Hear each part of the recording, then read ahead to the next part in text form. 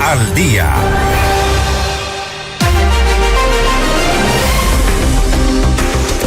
El ex vicepresidente de la República, Jorge Glass, fue trasladado nuevamente al Centro de Privación de Libertad de La Roca en Guayaquil. Según su defensa, la decisión constituye una violación directa a las medidas cautelares ampliadas otorgadas por la CIDH. Glass fue condenado a 13 años de cárcel por peculado en el caso Reconstrucción de Manabí.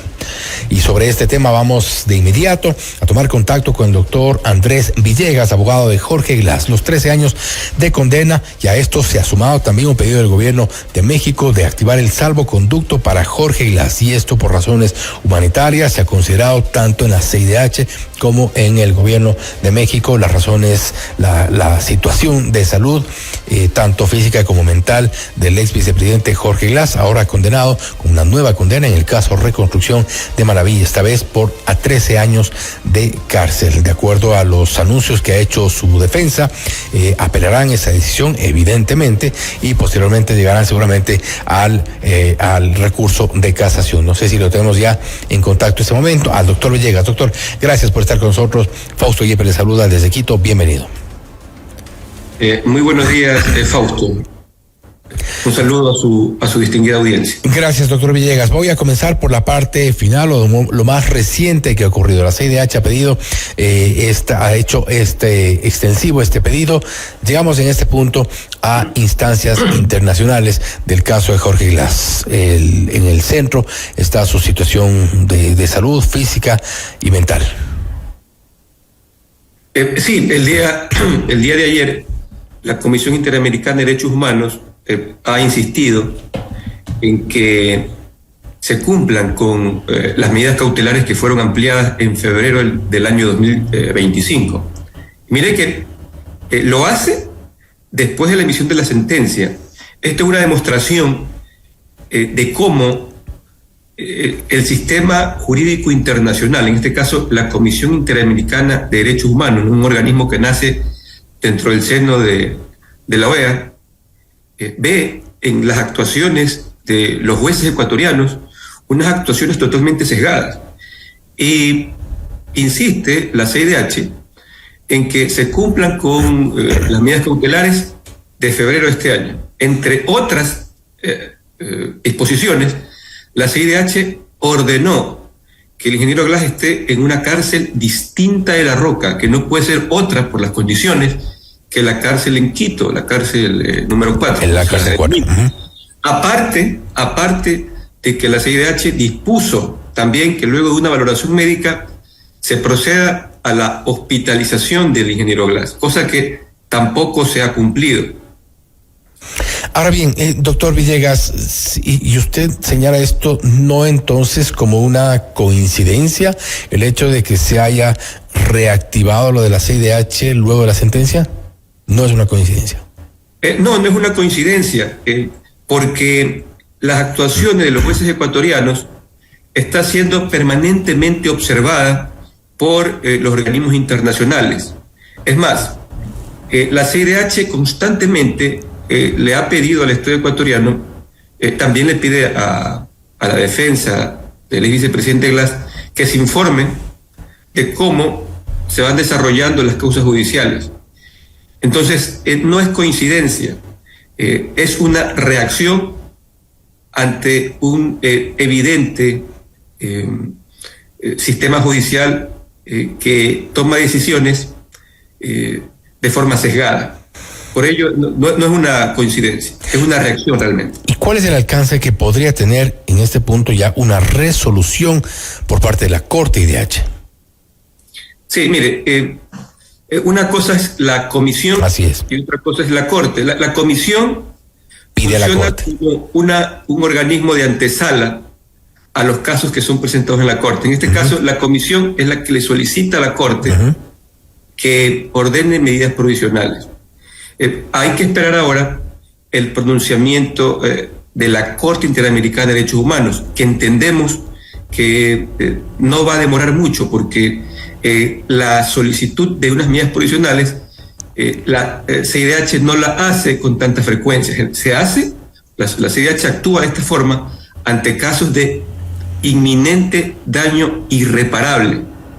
En este caso, el daño irreparable es que con todo lo que ha pasado, en el caso reconstrucción, esté en peligro o se ponga en peligro la vida del vicepresidente Glass. Tomando en cuenta que son resoluciones de carácter vinculante en el caso de la Corte o en el caso de que la Corte Interamericana de Derechos Humanos tome alguna resolución, ¿cuáles son las opciones y qué es lo que ocurriría en este caso? Las resoluciones de la CIDH, de la Comisión Interamericana de Derechos Humanos, deben ser cumplidas por los gobiernos de cada uno de los países, por el Ejecutivo. Las resoluciones de la Corte Interamericana de Derechos Humanos, en cambio, no solamente deben ser cumplidas por el Ejecutivo de cada uno de los países que forman parte de la OEA, sino también por los órganos judiciales. Por lo tanto, la resolución que emita la Corte Interamericana de Derechos Humanos deberá ser cumplida no solamente por el gobierno, por el Ejecutivo ecuatoriano, sino también... ¿Qué implicaría? ¿Qué implicaría en este caso? ¿Qué implicaría en este caso en concreto una resolución de la Corte? Sí, la resolución de la Corte debe ser cumplida no solamente por el Ejecutivo ecuatoriano, sino también por el Judicial ecuatoriano. Esa es la repercusión que tendrá la resolución de la Corte. A la par, doctor Villegas, se ha solicitado el salvoconducto por parte del gobierno de México. Parece, o al menos se presume, que esto podría no ser un tema negociable con el gobierno ecuatoriano, no tener un efecto este pedido, esta reactivación del pedido del salvoconducto para el presidente, para el ex vicepresidente Jorge Glass.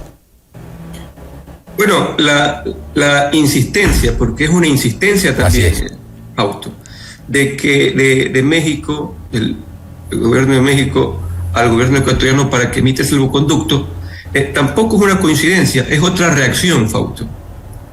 Otra reacción que se produce luego de ver el accionar de la justicia interna del Ecuador. De ahí que habrá que esperar la respuesta del gobierno ecuatoriano. Realmente en el mundo de la política,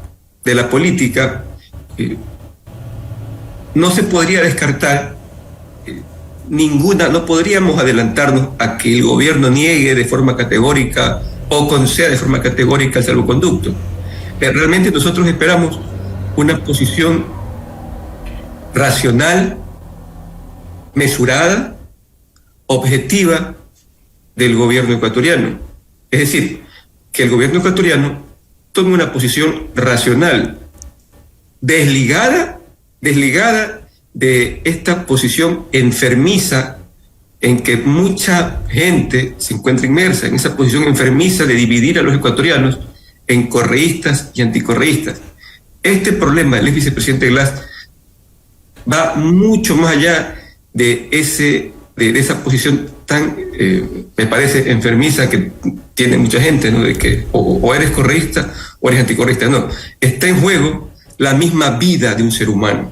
En los dos casos, ustedes se juegan de alguna forma el hecho de que Jorge Glass salga de prisión, en este caso a México. Bueno, hay que analizar algunas aristas, ¿no? Por ejemplo, la primera arista es que recordemos que México no tiene una embajada abierta en territorio ecuatoriano por el problema que todos conocemos, y que Suiza actúa como un intermediario, ¿no? Suiza traslada los intereses mexicanos al gobierno ecuatoriano y también traslada los intereses. De hecho, la insistencia se la hace a través de Suiza. Así es, a través de Suiza, o sea, todo comunicado de gobierno a gobierno se hace a través. Pero a lo que me refiero es que en los dos casos, tanto de este salvoconducto como lo de la eventual decisión de la Corte Interamericana, lo que se busca es que Jorge Glass salga de prisión. Efectivamente, Que las condiciones en que se encuentra de una vez por todas terminen, porque las condiciones de encarcelamiento a las que está siendo sometido Jorge Glass ponen en riesgo su vida. Mire que el día de ayer el día de ayer fue trasladado de regreso a La Roca, pese a que en La Roca ya es de conocimiento público, ¿no? Están los delincuentes más peligrosos del país. ¿Cómo puede ser posible que al ex vicepresidente Glass lo mantengan todavía en La Roca, pese a que ya hubo un primer intento de suicidio el año pasado? Doctor Villegas, hemos hablado sobre esta parte antes del cierre porque se nos fue lamentablemente el tiempo, pero sí quiero abordar un poco respecto del caso como tal, el caso Reconstrucción de Manabí, por el cual ha recibido esta condena de 13 años de cárcel el ex vicepresidente Jorge Glass. Muchos de quienes han reaccionado en su momento, quienes fueron parte de la Comisión Anticorrupción desde el Consejo de Participación Ciudadana y Control Social, quienes formaron parte de la Comisión Anticorrupción en el núcleo Manabí, también algunos colectivos que estuvieron dando seguimiento a la reconstrucción de Manabí, han recibido la noticia de la condena más que en rechazo a lo que ha ocurrido como condena, con un sabor amargo, y esto porque dicen no se ha juzgado todo, no son los únicos o no eran los únicos responsables de lo ocurrido en Manabí. Tal reconstrucción como se había anunciado, como se había vendido, no hubo, y todos de una u otra forma confirman que ahí hubo despilfarro de fondos. Evidentemente que son opiniones totalmente emitidas a espaldas de la realidad. O no vieron la práctica de la prueba, o simplemente gente que no quiere ver la verdad. Porque dentro del proceso no se acreditó el delito de peculado. Que no se construyeron las obras, eso es totalmente falso. Inclusive los peritos... Que se construyeron obras que no eran prioritarias, dijo el tribunal.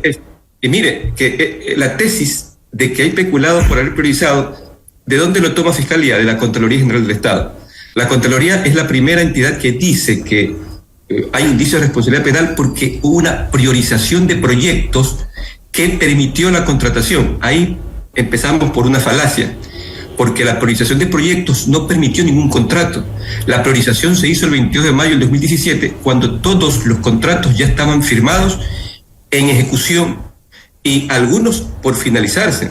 Entonces, es totalmente falso el hecho de que la priorización, mire que la jueza dijo, la priorización impulsó los proyectos. Totalmente falso. Los proyectos ya estaban en camino, ya estaban firmados. Entonces...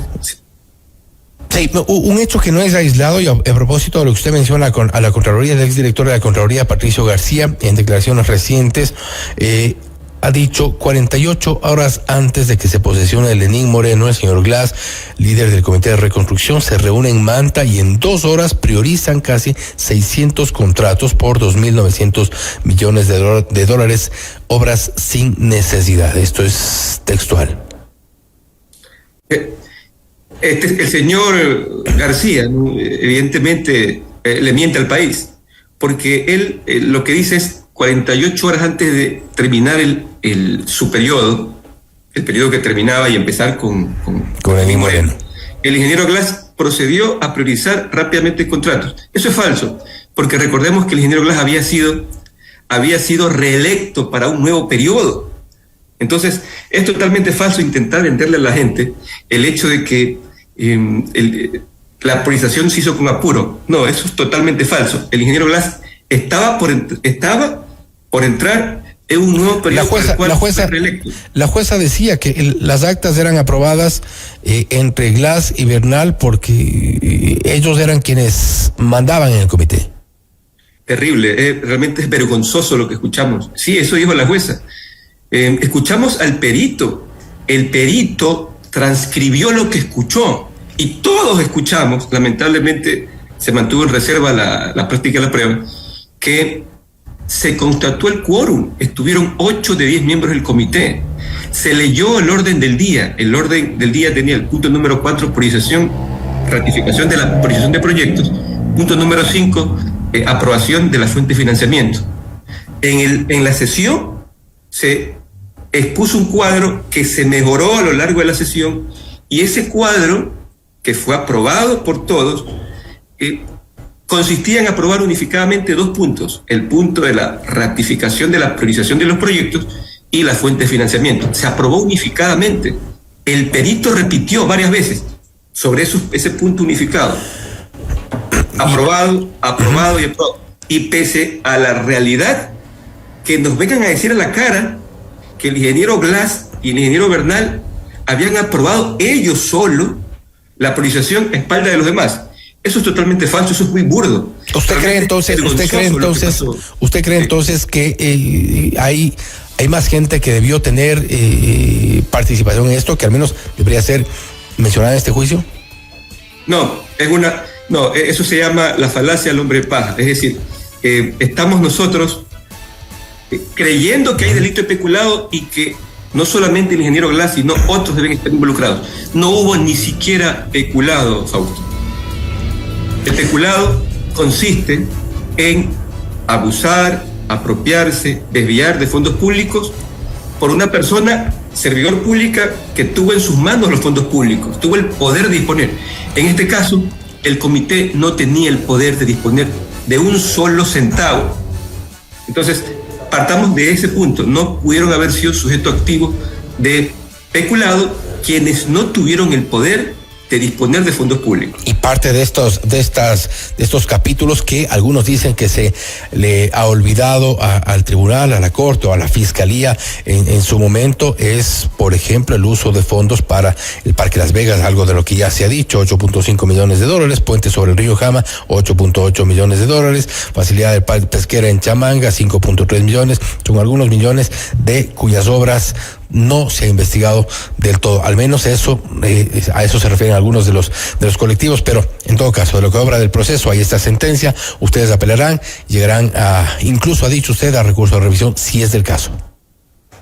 Sí, ante una injusticia tan grotesca como la que hemos vivido hace poco tiempo con la resolución oral en el caso de reconstrucción, nosotros vamos a agotar todos los recursos internos, pero además acudiremos a instancias internacionales porque injusticias como esta debe escandalizar no solamente a los abogados ecuatorianos, a todo el pueblo, por encima de nuestras posiciones ideológicas. Injusticias como esta no se pueden admitir, porque la injusticia contra un ecuatoriano es una injusticia contra todos los ecuatorianos. Doctor Villegas, nuevamente gracias por su tiempo, gracias por haber estado con nosotros. Gracias a usted y un abrazo a su distinguida audiencia. Gracias. El doctor Andrés Villegas, abogado de Jorge Glass, hablando sobre la condena de 13 años de prisión en contra del ex vicepresidente en el caso Reconstrucción de Manaví. Esto es Notimundo al Día.